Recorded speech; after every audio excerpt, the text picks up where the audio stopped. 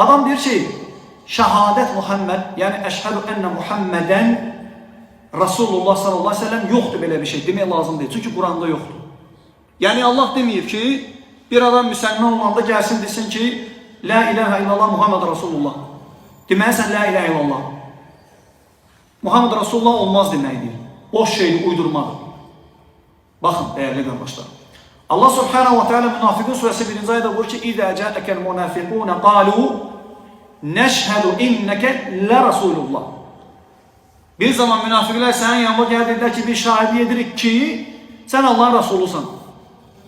Allahın cavabına bax. Vallahu ya'lemu innəkə lə Rasulu.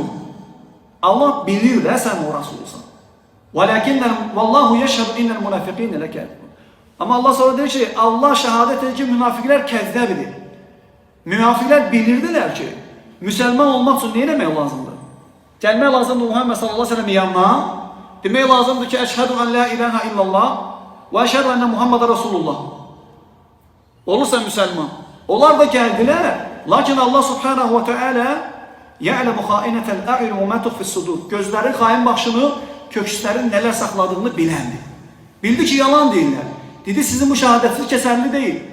Bu ayə dəlildir ki, sən Muhammed Rasulullah sallallahu aleyhi ve sellem deməlisən müsəlman olmaq üçün. La ilahe illallah deyil.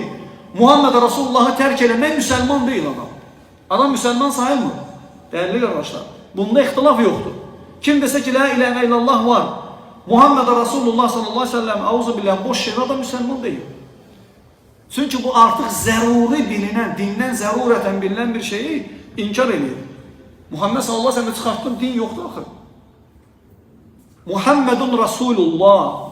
Muhammed Allah'ın Rasuludur. Gətirəcək inşallah elə. Təsəvvür edirsiniz? Muhammed şəhadətin demək olmaz.